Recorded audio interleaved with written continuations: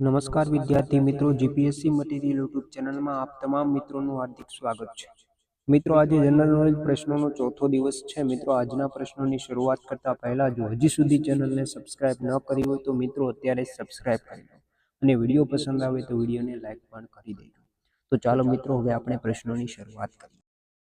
ભાવનગરના સ્થાપક ભાવસિંહ પહેલા, રાજકોટના સ્થાપક Vibhoji Jadeja, Gujarat Vidyapith Ahmedabad 1920, Gujarat university Ahmedabad 1949, Maharaja Sayajirao university Vadodara 1950, Shyamji Krishnavarma university Kutch 2003, Pandit Deendayal petroleum university Gandhinagar 2007, Gujarat national law university Gandhinagar 2009, ATIRA Ahmedabad 1947, physical research laboratory Ahmedabad 1947, central salt and marine chemical research industry Bhavnagar 1954, ગુજરાતનો ખેલાડી આંતરરાષ્ટ્રીય ક્ષેત્રે સિદ્ધિ પ્રાપ્ત કરે ત્યારે તેને એકલવ્ય એવોર્ડ, રાષ્ટ્રીય ક્ષેત્રે સિદ્ધિ પ્રાપ્ત કરે ત્યારે તેને સરદાર વલ્લભભાઈ પટેલ એવોર્ડ અને રાજ્ય કક્ષાની સિદ્ધિ પ્રાપ્ત કરે ત્યારે તેને જયદીપસિંહ એવોર્ડ આપવામાં આવે છે. ગુજરાત સરકાર તરફથી આપવામાં આવતા ઝવેરચંદ મેઘાણી એવોર્ડ કયા ક્ષેત્રમાં અપાય છે? લોકકલા ક્ષેત્રે. ગુજરાત સરકાર તરફથી રમતગમત ક્ષેત્રે કયો એવોર્ડ આપવામાં આવે છે? અંબુભાઈ પુરાણી એવોર્ડ. સૌપ્રથમ આદ્ય કવિ નરસિંહ મહેતા એવોર્ડ મેળવનાર રાજેન્દ્ર શાહ જય ભીખુ એવોર્ડ કયા ક્ષેત્રે આપવામાં આવે છે? માનવ કલ્યાણ. કોની સ્મૃતિમાં જય ભીખુ એવોર્ડ અપાય છે? બાલાભાઈ દેસાઈ. કઈ સંસ્થા દ્વારા દર વર્ષે રણજીતરામ સુવર્ણચંદ્રક આપવામાં આવે છે? ગુજરાત સાહિત્ય સભા. પ્રથમ રણજીતરામ સુવર્ણચંદ્રક મેળવનાર ઝવેરચંદ મેઘાણી. ગુજરાત રત્ન મેળવનાર પ્રથમ ગુજરાતી મોરારજી દેસાઈ. સસ્તું સાહિત્યના સ્થાપક ભિક્ષુ ખંડાનંદ. મહાત્મા ગાંધીના રહસ્ય મંત્રી મહાદેવભાઈ દેસાઈ. હસમુખ સાકળિયાનું નામ કયા ક્ષેત્ર સાથે સંબંધિત છે? પુરાતત્વ. સર્વોચ્ચ અદાલતના પ્રથમ મુખ્ય ન્યાયમૂર્તિ હરિલાલ કણિયા. ગુજરાત હાઈકોર્ટના પ્રથમ મુખ્ય ન્યાયમૂર્તિ સુંદરલાલ ત્રિકમલાલ દેસાઈ. પરમાણુ વિજ્ઞાનના પ્રથમ ભારતીય પ્રવર્તક હોમી ભાભા. જરી ઉદ્યોગ માટે જાણીતું શહેર સુરત. હોજિયર ઉદ્યોગ માટે સ્થળ અમદાવાદ. વડોદરાના કોયલી ખાતે કયો ઉદ્યોગ વિકાસ પામ્યો છે? પેટ્રોકેમિકલ્સ. પટોળા માટે પ્રખ્યાત પાટણ. સુજની એ શેનો પ્રકાર છે? રજાઈનો. રિદ્રોલ અને નારદીપુરનું ક્યુ કાપડ વખણાય છે? કિનખાબ. ભરૂચ જિલ્લાની કઈ ખાણમાંથી અકીક મળી આવે છે? બાવા ધોરની ખાણ. કયા જિલ્લાના કંકુમેશ અને બાંધણી વખણાય છે? જામનગર. લાકડાના રમકડા અને કોતરકામ માટે જાણીતું સ્થળ સંખેડા. ગુજરાતમાં રેલવેની શરૂઆત ક્યારે અને કયા બે સ્થળો વચ્ચે થઈ? 1855માં ઉત્તરાણ અને અંકલેશ્વર. સૌરાષ્ટ્રમાં રેલવેની શરૂઆત ક્યારે અને કયા બે સ્થળો વચ્ચે થઈ? 1880માં ભાવનગરથી વઢવાણ. ગુજરાતનું કયું હવાઈ મથક સંરક્ષણ ખાતું સંભાળે છે? જામનગર. ગુજરાતનું એકમાત્ર આંતરરાષ્ટ્રીય હવાઈ મથક અમદાવાદ હવાઈ મથક સરદાર પટેલ. ઇજનેરી ઉદ્યોગનો સૌથી વધુ વિકાસ કયા શહેરમાં થયો? અમદાવાદમાં. હેમુ ગઢવીનું નામ કયા ક્ષેત્ર સાથે સંકળાયેલું છે? લોકગીત. કેન્દ્રીય ધારાસભાના પ્રથમ અધ્યક્ષ વિઠ્ઠલભાઈ પટેલ. જ્યોતિ સંઘ સંસ્થાના સ્થાપક મૃદુલા સારાભાઈ. બ્રિટિશ પાર્લામેન્ટના પ્રથમ હિન્દી સભ્ય દાદાભાઈ નૌરોજી. ઓઇલ એન્જિનના ઉદ્યોગ માટે પ્રખ્યાત સ્થળ રાજકોટ. બંસીલાલ વર્માનું નામ કયા ક્ષેત્ર સાથે સંકળાયેલું છે? ચિત્રકલા.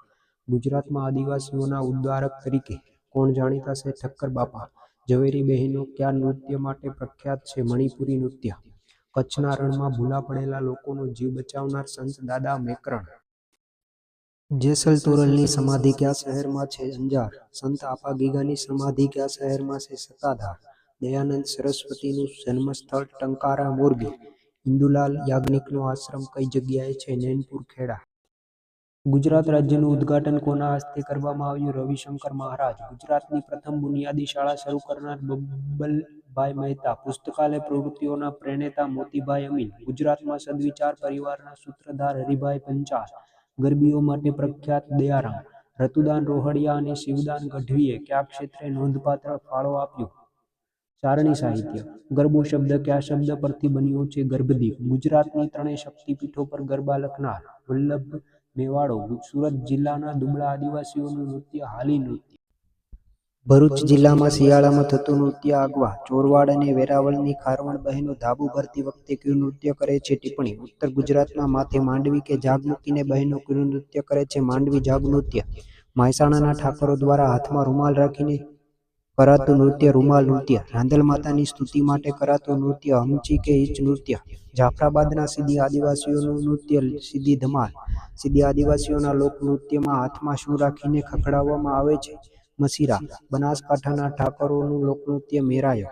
ડાંગ જિલ્લાના આદિવાસીઓનું ડાંગી નૃત્ય ચાળો. અસાહિત ઠાકરે લખેલા ભવાઈ વેશોમાંથી સૌથી જૂનામાં જૂનો વેશ રામદેવનો વેશ. ગુજરાતમાં સૌથી વધુ મેળા કયા માસમાં ભરાય છે? શ્રાવણ માસમાં.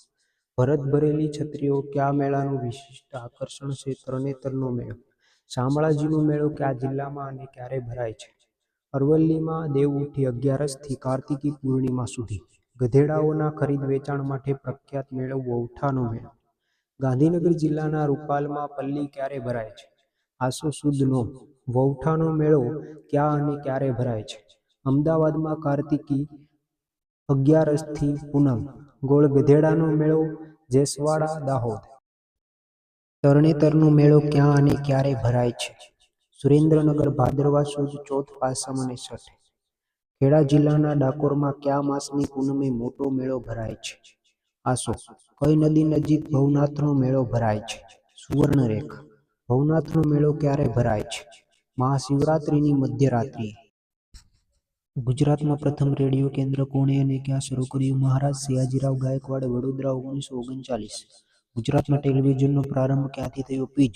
રાષ્ટ્રપતિ તરફથી ગૌરવ પ્રમાણપત્ર મેળવનારી ફિલ્મોના નામ જણાવો. નંદનવન, કૌસુંબીનો રંગ. પ્રથમ રંગીન ગુજરાતી ફિલ્મ લીલુડી ધરતી. ગુજરાત સરકારે સૌપ્રથમવાર કરમુક્તિ આપી હોય તેવી ફિલ્મ ખંડ સૌભાગ્યવતી. લક્ષ્મી ફિલ્મ સ્ટુડિયો ક્યાં આવેલો છે? વડોદરા. અમદાવાદના કયા સ્થળે સાત નદીનો સંગમ છે? વૌઠા. ગુજરાતની કઈ ભાષાની લિપિ નથી? કચ્છી. ગુજરાતનો કયો મેળો દેશ વિદેશમાં પ્રખ્યાત છે? તરણેતરનો મેળો. મેરાયો નામના લોકનૃત્ય વખતે ગવાતા સૂર્યગાનને શું કહે છે? હુડલા. પુરાણી બંધુઓએ ગુજરાતમાં કઈ પ્રવૃત્તિને વેગ આપ્યો? વ્યાયામ. એક હાથમાં દોરીનો છેડો અને બીજા હાથમાં દાંડીયો પકડીને કરવામાં આવતા નૃત્યને શું કહે છે? ગોફ ગૂંથણ. તણછાઈનું કાપડ કયા શહેરની વિશિષ્ટતા છે? સુરત. બાલભોગ્ય લોકકથાઓ અને લોકગીત તરફ ધ્યાન દોરનાર ગીજુભાઈ દબેકા. ભારતમાં મુસ્લિમ સલ્તનતનો પાયો નાખનાર મોહમ્મદ ઘોરી. તરાઈનું પ્રથમ યુદ્ધ ક્યારે અને કોની વચ્ચે થયું? 1191માં મોહમ્મદ ઘોરી અને પૃથ્વીરાજ ચૌહાણની વચ્ચે થયું. પૃથ્વીરાજ ચૌહાણની જીત થઈ. ગુલામ વંશના સ્થાપક કુતુબુદ્દીન ઐબક. ભારતમાં પ્રથમવાર ચાંદી અને તાંબાના અરબી સિક્કા ચલણમાં મૂકનાર શમસુદ્દીન ઐબક. મિત્રો, વિડીયો પસંદ આવ્યો હોય તો વિડીયોને લાઇક કરો અને ચેનલને સબસ્ક્રાઇબ કરવાની બાકી હોય તો મિત્રો અત્યારે સબસ્ક્રાઇબ કરી લો.